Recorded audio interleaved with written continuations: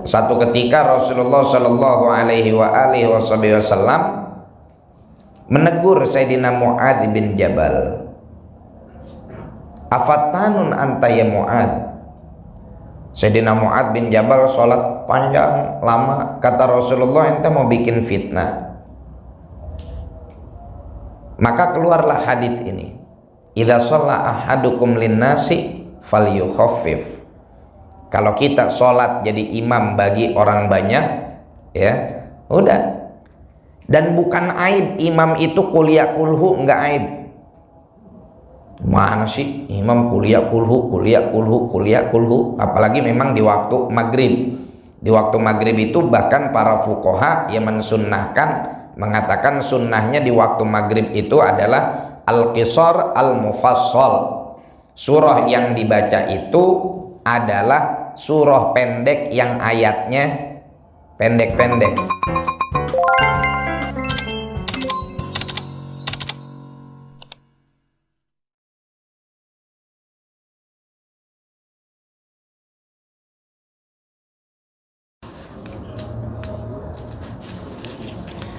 Assalamualaikum warahmatullahi wabarakatuh.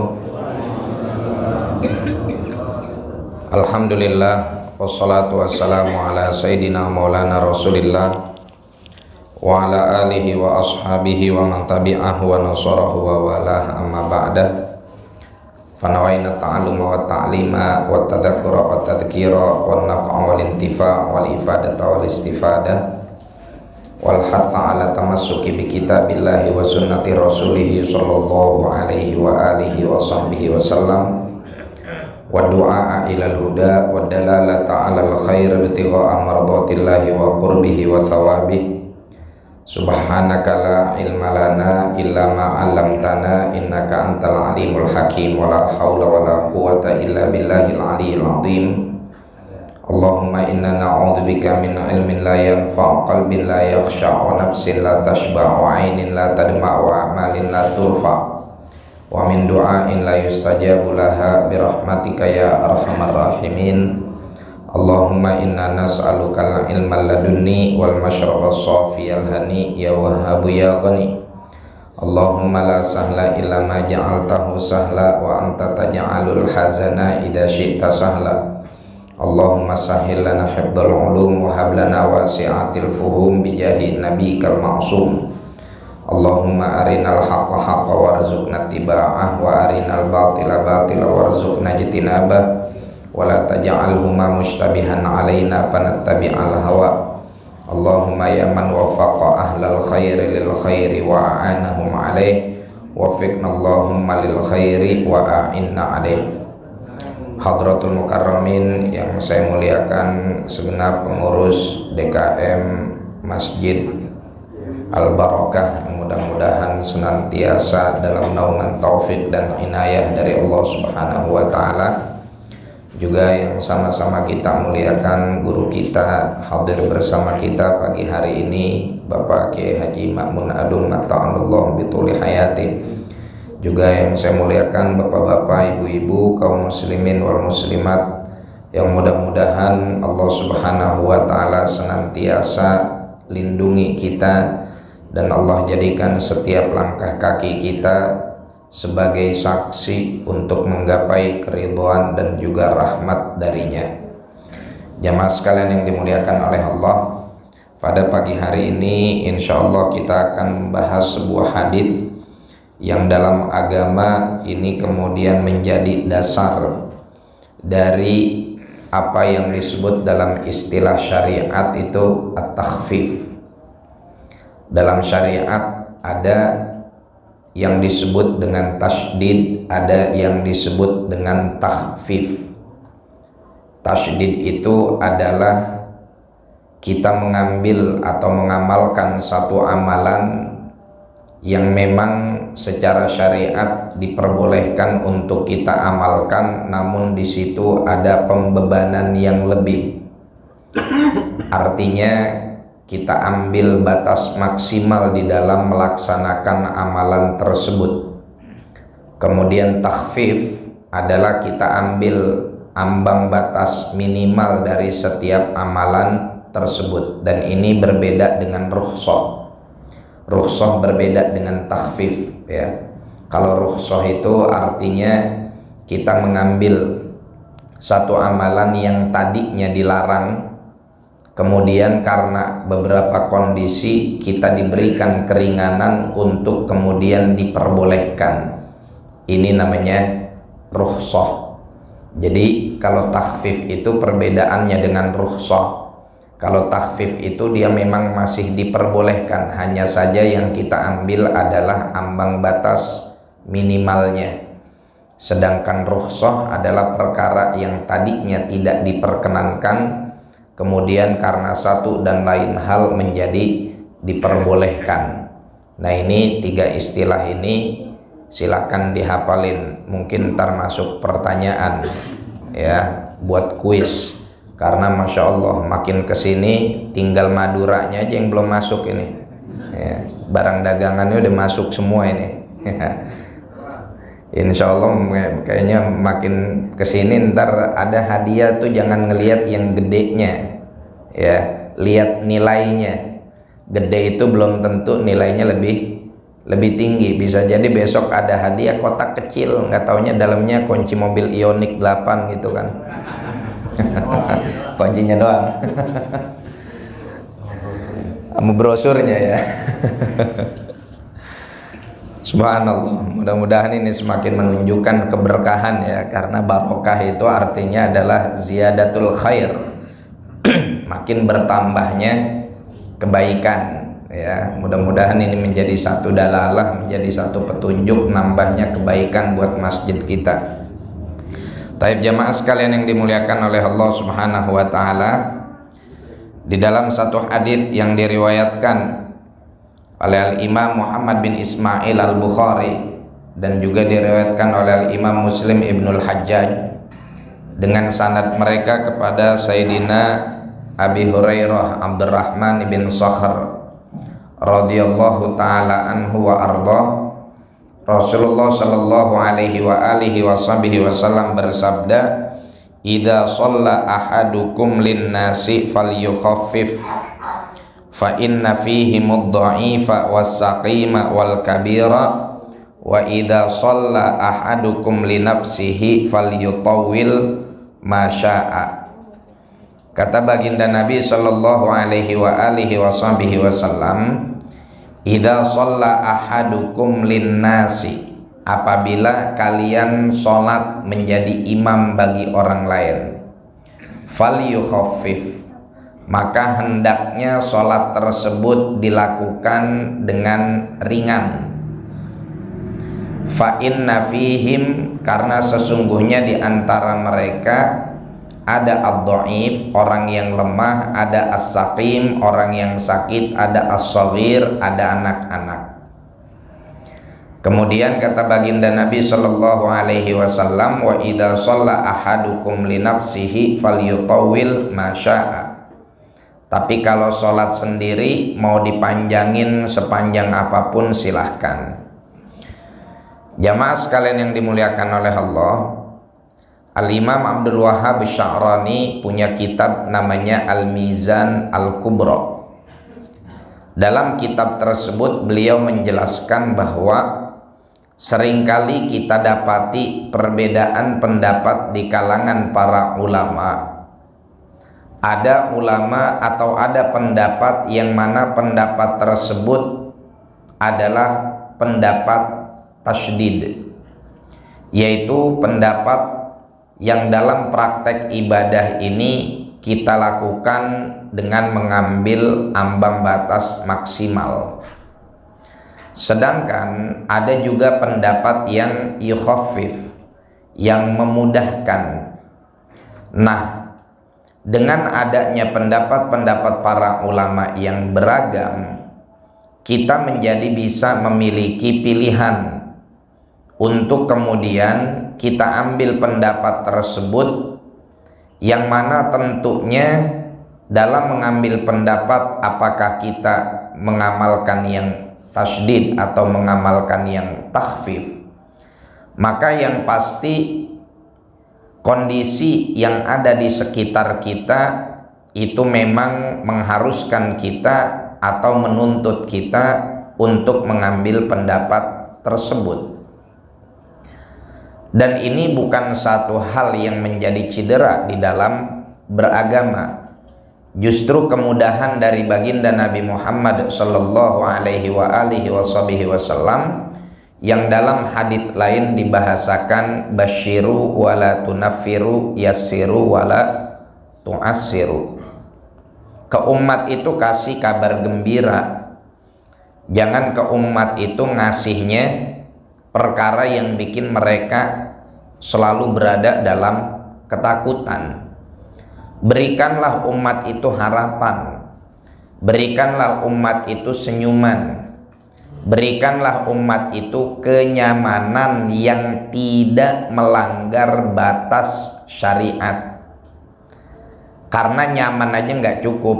Kalau berbicara masalah nyaman, kita cenderung pengen nyaman itu dengan sesuatu yang selalu mengikuti hawa nafsu kita, ya. Dimana di situ nafsu kita senang, kita merasa nyaman. Tapi kalau seandainya tidak sesuai dengan nafsu kita, mungkin kita cenderung tidak merasa nyaman. Artinya jamaah sekalian, bahwa dalam urusan agama ini Rasulullah Shallallahu Alaihi Wasallam memberikan kepada kita sebuah kaidah, yassiru wala tu'assiru, permudahlah jangan mempersulit. Nah, di dalam banyak praktek ibadah Rasulullah Shallallahu Alaihi Wasallam mencontohkan sendiri hal ini. Di dalam banyak kesempatan Rasulullah kalau lagi sholat berjamaah itu, karena masjid beliau ini adalah notabennya masjid ghairu mahsur, yang mana makmumnya bisa datang dari mana saja, maka yang beliau lakukan adalah mengambil ambang batas minimal, ya. Oleh karena itu dari hadis ini para fuqaha kemudian memberikan sebuah penjelasan dan perincian. Kita kalau jadi imam sholat di masjid yang ghairu mahsur, dalam kategori ini atau dalam bab ini masjid dibagi menjadi dua jamaah sekalian. Ada masjid yang mahsur, ada masjid yang ghairu mahsur. Apa perbedaannya? Apa yang dimaksud dari masjid mahsur dengan masjid ghairu mahsur? Masjid yang mahsur itu adalah masjid yang memang makmumnya terbatas. Itu aja. Biasanya dikasih contoh ini adalah masjid seperti masjid-masjid di pesantren, ya, masjid-masjid di lembaga pendidikan yang memang makmumnya itu saja dan sudah terbiasa dengan apapun yang dipraktekkan di dalam masjid tersebut. Ini masjid yang mahsur, atau sebetulnya bahasa lengkapnya masjid ma'al ma'mumin al mahsurin, yang memang makmumnya ya dia aja, santri, ya, pengasuh, kemudian dewan guru, pegawai, yang dia sudah menyepakati dan sudah mengetahui adat dan kebiasaan yang dilaksanakan di dalam pelaksanaan praktek ibadah di tempat tersebut, ya begitu.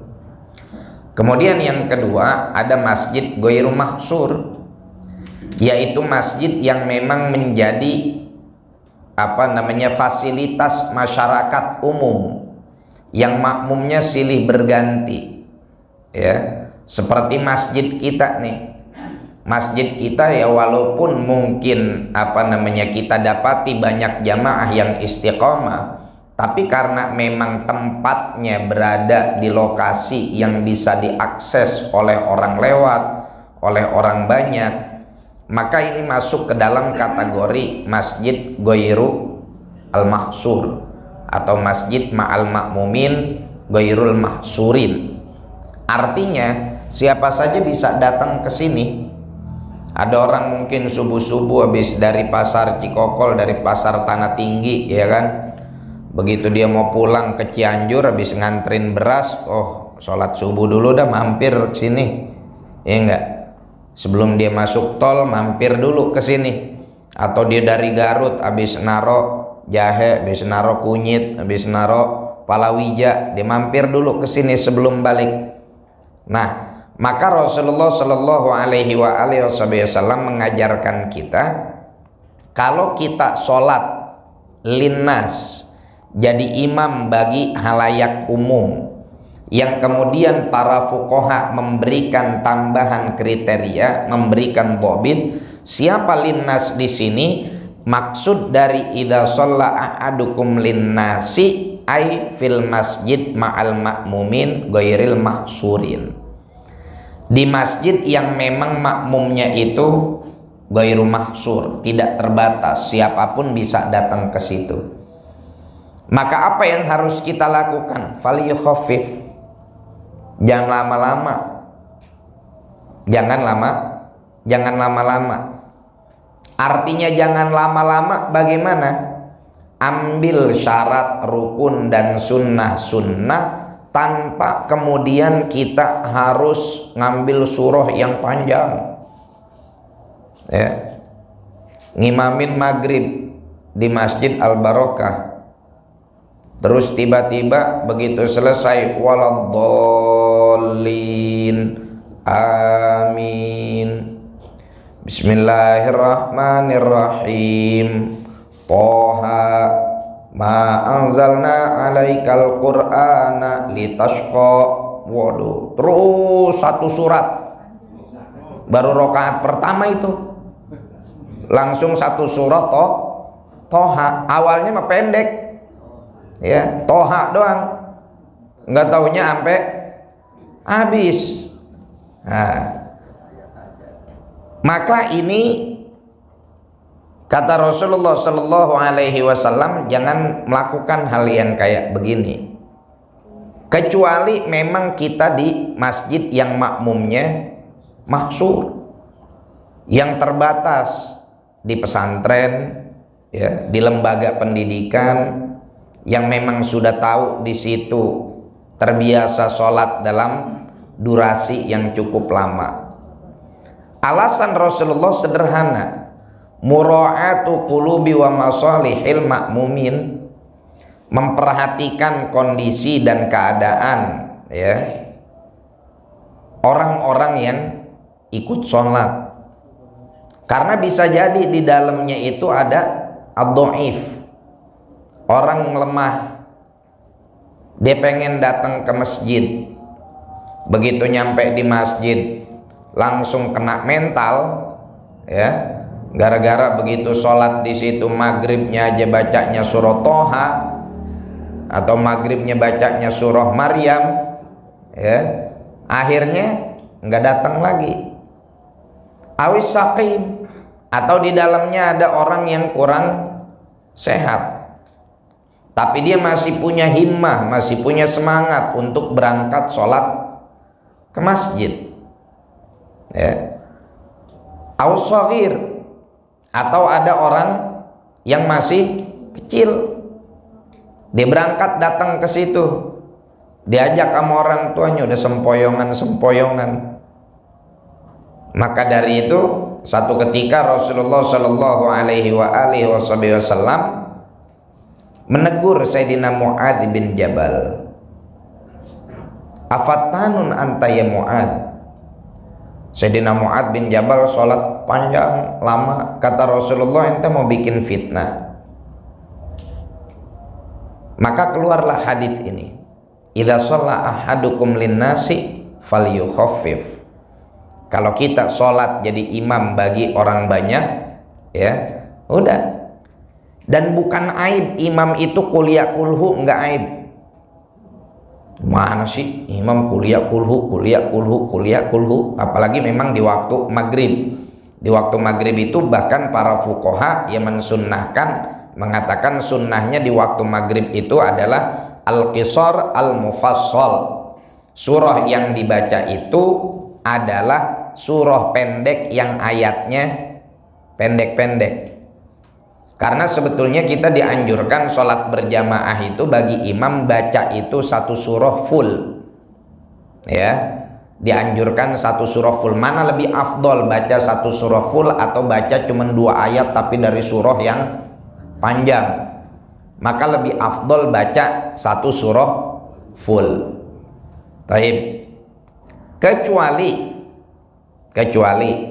masjid ghairul mahsurin, akan tetapi dia ingin atau di situ yang dibaca adalah surah yang memang menjadi satu amalan yang biasa dilakukan oleh baginda Nabi Muhammad sallallahu alaihi wa alihi wasallam.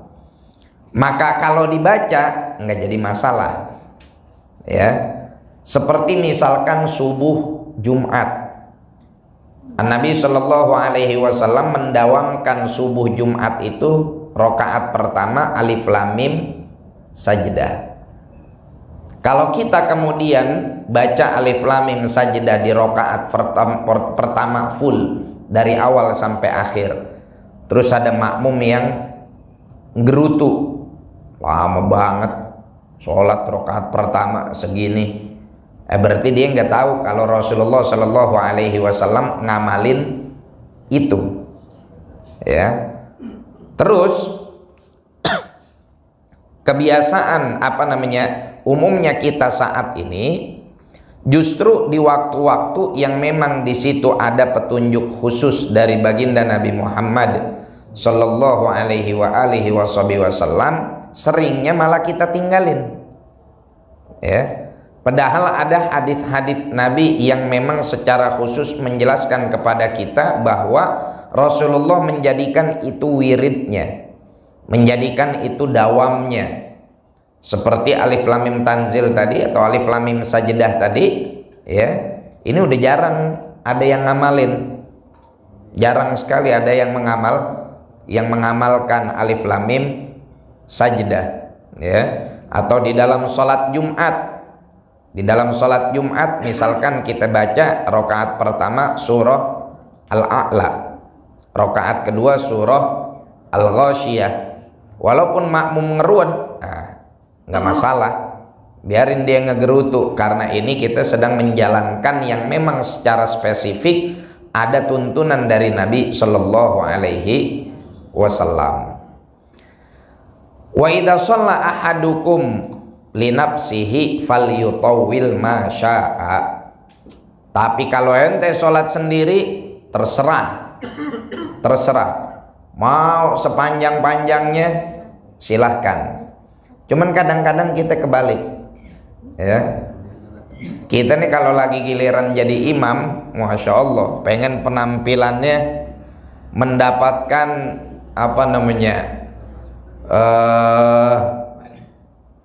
disalutin lah, dapat rating 5 pengennya.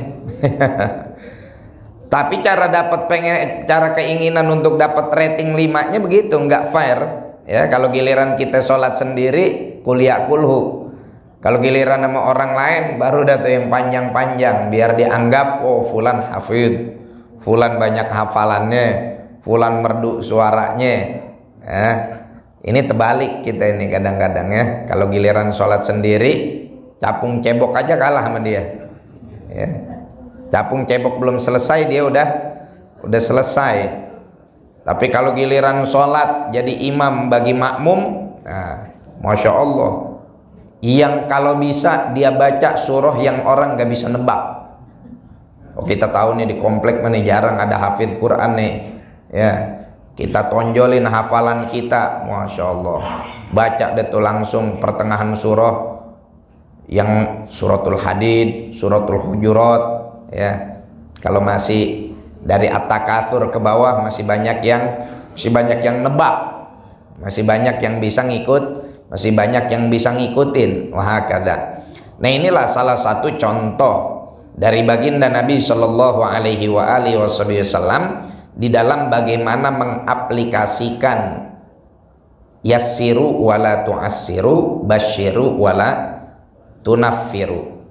Berikanlah kemudahan kepada umat, jangan beri mereka kesulitan.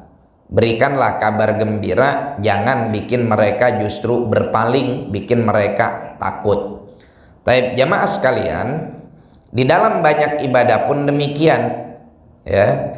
Nabi Shallallahu Alaihi Wasallam bukan hanya di dalam sholat saja, di dalam banyak amal ibadah Rasulullah Shallallahu Alaihi Wasallam memberikan kita contoh bagaimana keringanan tersebut bisa kita perbuat. Tapi ini di luar dari rukhsah, ya, di luar dari rukhsah.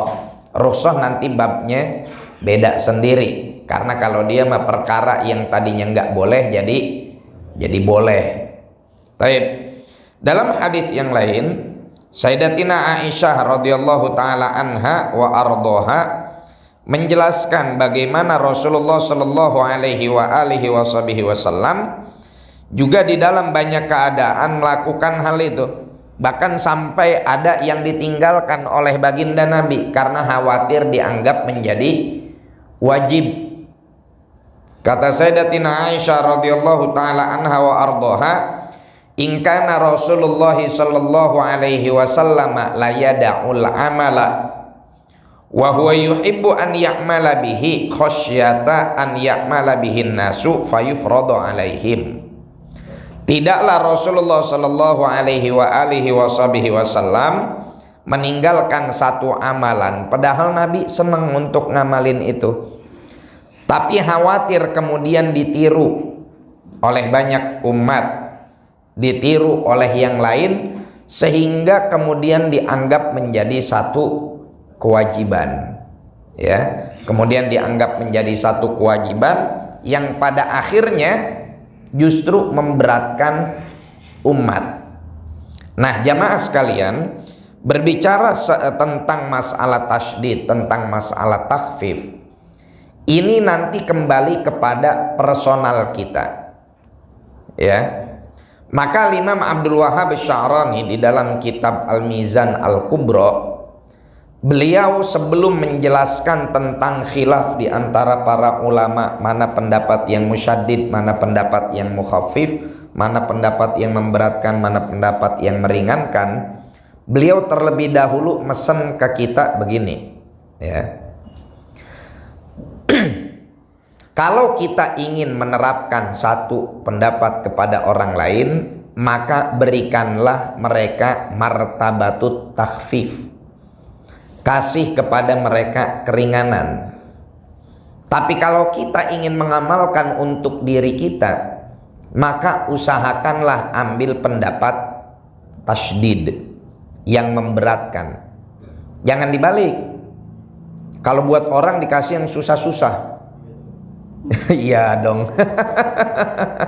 Tapi kalau buat diri sendiri dia ambil yang gampang, yang gampang-gampang, ya. Nah, ini terbalik namanya. Kita kalau pengen kalau buat diri kita, ambillah martabatul azm, ya. Kita ambil martabat azm. Karena kan begini sebetulnya jamaah sekalian, nanti dari tasydid dan takhfif tersebut, maka dari situ pula lah tertaut ganjaran dan balasan buat kita. Semakin kita ambil pendapat yang semakin sulit untuk dipraktekkan, atau semakin berat, ya, bukan semakin sulit lah, semakin berat untuk dipraktekkan, ya, maka tentunya pahalanya juga makin besar. Pahalanya makin besar. Tapi semakin ringan, ya pahalanya makin kecil. Kalau kita kemudian ngambil yang ringan-ringan untuk diri kita, ya udah, berarti kita rela untuk ngambil yang ringan, pahalanya juga. Kemudian kata Imam Ibnul Jauzi dalam Shaidul Khatir, beliau bilang gini, wal mu'min la yarda bidun. Mukmin itu seharusnya tidak suka sama yang level biasa, ya. Sama level yang biasa itu seharusnya mukmin itu jangan membiasakan dirinya untuk menyukai hal itu. Maka beliau kutip sebuah syair, Al-Imam Ibnul Jauzi dalam Shaidul Khatir ngutip sebuah syair, kata beliau, lam ara aiban kanaqsil qadirina alat tamami, ya. Tidak pernah saya mendapatkan satu kekurangan dari orang yang lebih buruk dari kemampuan untuk melakukan hal yang sempurna, namun dia nggak lakukan hal tersebut.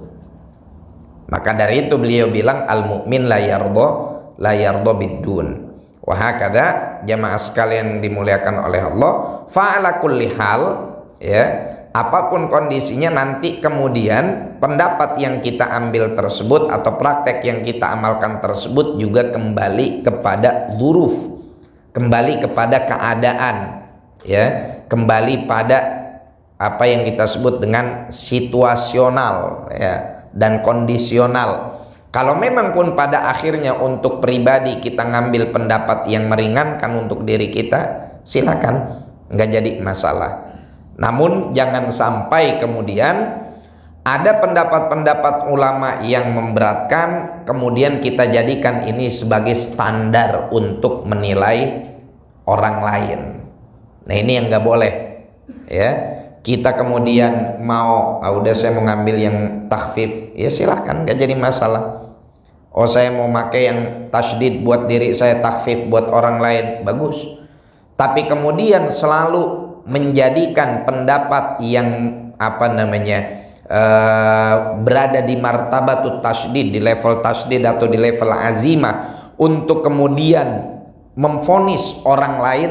Nah ini yang nggak boleh, ini yang salah, ya. Orang malam lagi jadi satpam, lagi kerja, malam Ramadan diledek-ledek, kerja mulu lu kagak sholat taraweh, dasar hubud dunia. Ini nggak boleh kayak gini, ya. Ini nggak boleh. Ya bagus yang diledek security mungkin masih bisa sabar. Kalau yang diledek Pak Haji Haidir malam-malam masih ke PLN aja kagak taraweh, hubud dunia, langsung dimatiin listrik sama beliau sekota Tangerang. Apa nggak pusing? Akhirnya masjid nggak bisa taraweh. Hakada. Jadi jangan kemudian kita menilai orang lain hanya dengan satu standar tasydid saja, ya.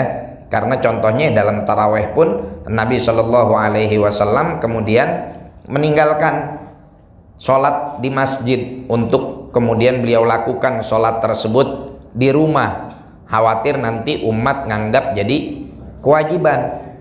Tapi kita sendiri yang misalkan tadi dalam profesi di malam hari, ya, kita kemudian ada kesempatan untuk melakukan, saya bilang ada kesempatan, ya, ada kesempatan untuk melakukan, silahkan lakukan. Nggak ada kesempatan, ya nggak usah begitu. Ini adalah perkara-perkara yang masih ada pilihan di situ. Tapi di perkara-perkara yang tidak ada pilihan, maka semua wajib untuk melakukan. Hakada wallahu a'lam bishawab.